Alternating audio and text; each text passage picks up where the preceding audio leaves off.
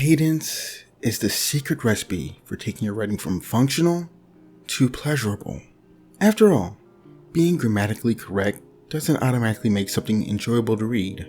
I've run into multiple occasions where people have read prose and feel something is off, but they can't put into words what it is. They'll often try to identify the problem with things like choppy or awkward, but it doesn't teach people how to solve the problem. What I'll teach here is how and why you should add beauty to your prose. So, to give the basics on why you should care, cadence is what one hears when they read.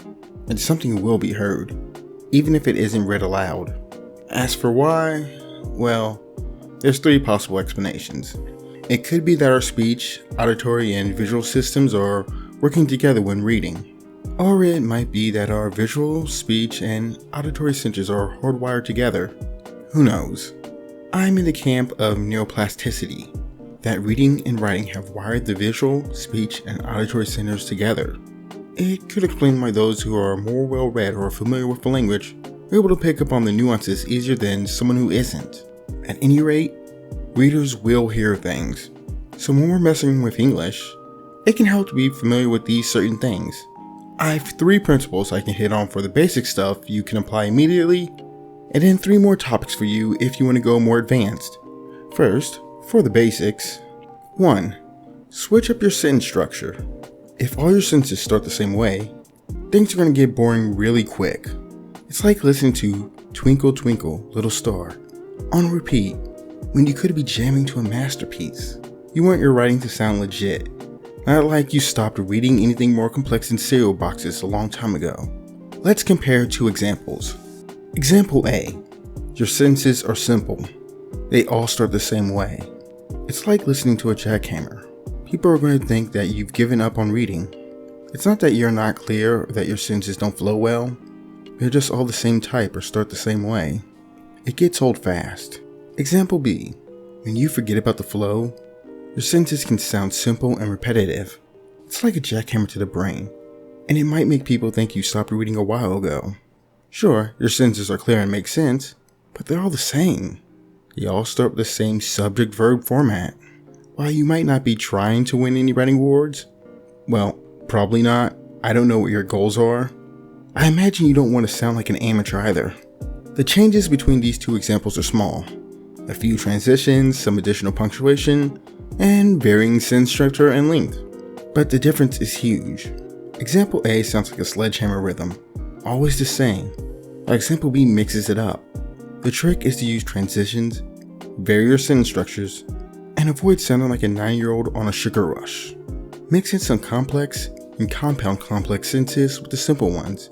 And don't start every sentence the same way. It'll make your writing more interesting and show that you're in control. 2.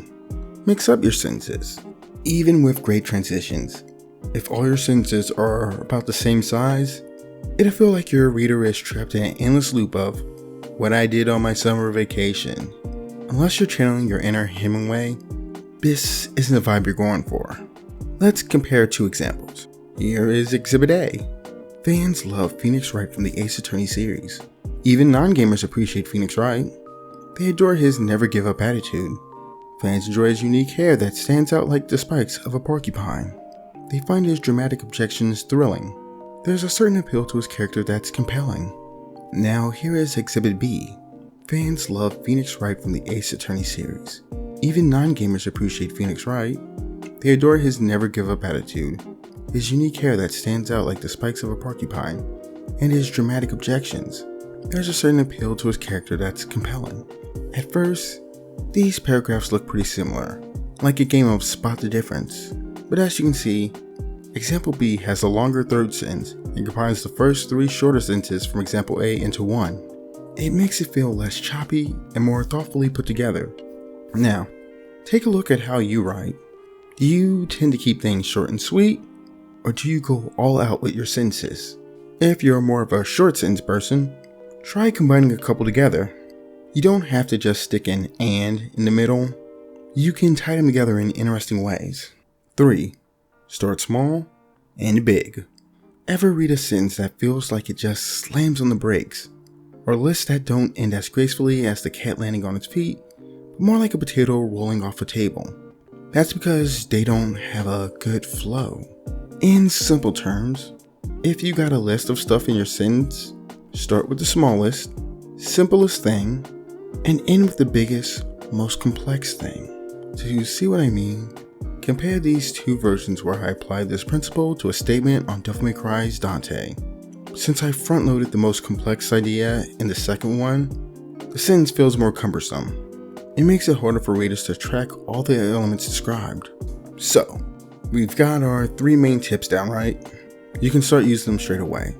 As for the more advanced tricks, sadly, we can't dive deep into all of them in this one video. But hey, I can give you a sneak peek. So, let's chat about punctuation, rhetorical devices, and phonosemantics. Punctuation plays a bit into what we were doing before. Though I stuck to the period and the comma, punctuation controls the rhythm of the page. There's the period, which is a stop sign, the comma, a speed bump, and sometimes a semicolon, a classy bridge that connects 2 thoughts. Most people are running to get the semicolon wrong though.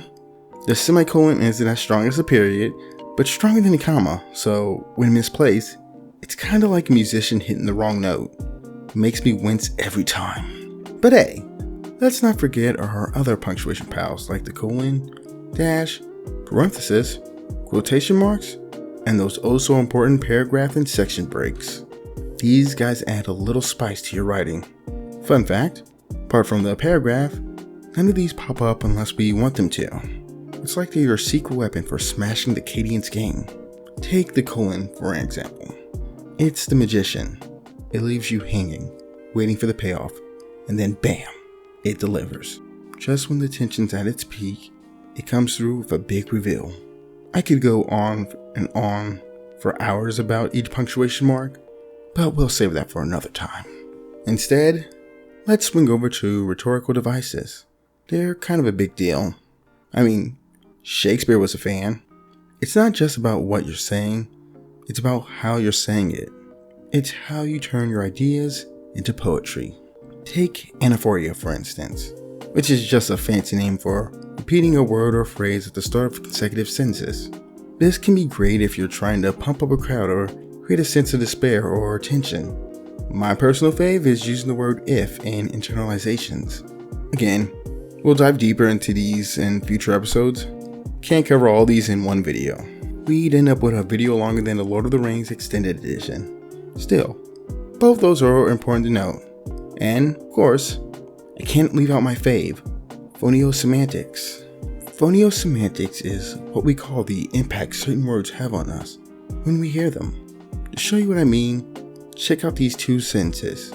Sentence 1, Saitama hit the monster. Sentence 2, Saitama rocked the monster. Did the second one give you more of a punch? That's probably because of the powerful K sound in rocked. It's like a secret ingredient that makes your verbs more powerful.